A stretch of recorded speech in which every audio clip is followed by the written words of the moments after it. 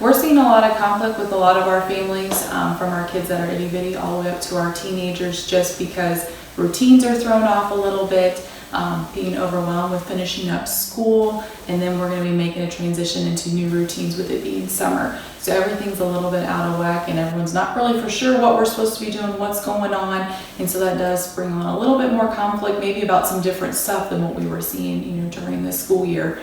So that definitely is a really popular thing right now, but it's a very common topic as well.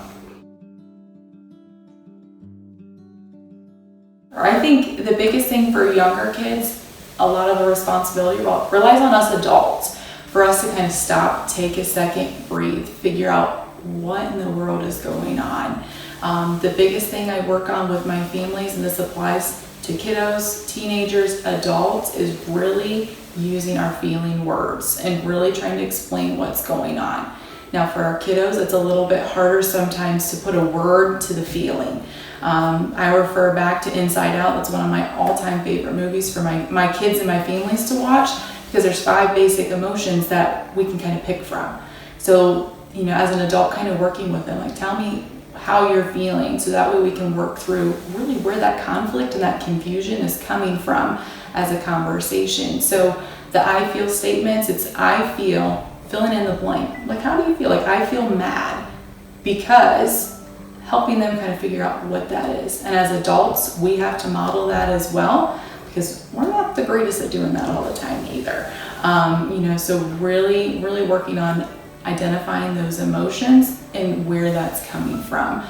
So I think that's a great thing right there, and watching Inside Out to really give them like an idea of what do each of these emotions look like, because it's easier for them to recognize, oh, well, anger, he's got like fire coming out of his head, so that's what I'm like right now. They can identify with those sort of things until they work up a vocabulary to use them on their own.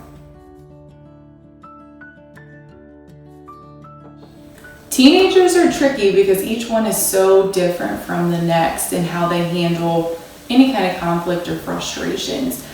The biggest thing I talk with parents and even my teenagers about is being able to advocate for yourself and saying, hey, I need to take a break here for a second. Because typically when we push, teenagers are wanting to know what's going on. That's when we get the push back. And so giving people some space to go cool off, think about it, and then come back and have that conversation about what's going on, how we're feeling, and maybe what are some steps we can do to change that. Because I know even as an adult, I don't like when people are trying to invade my space if I'm not ready to have that conversation yet. So respecting some of those boundaries, give them a few minutes, have them go to their room, cool off, whatever, works for them, and then come back and have that conversation as a family. I think the one thing I always work with my families on is really identifying things you guys can do together. I've started working with some of my families on doing a bucket list for the summer. So I know summer is going to look very different than any summers that we've had before. Vacations might be different, day trips are different, even going to the grocery store is different. So kind of brainstorming as a family, what are some ways that we can connect and do things together in something we didn't do before? Whether it's playing board games because you don't have time in the summer when you've got baseball and softball and soccer and whatever else, finding some activities where you guys can really connect on a different level. So I know things are chaotic and it's stressful and routines are different, but it's also a good time to explore some different ways to strengthen your family and communication as well.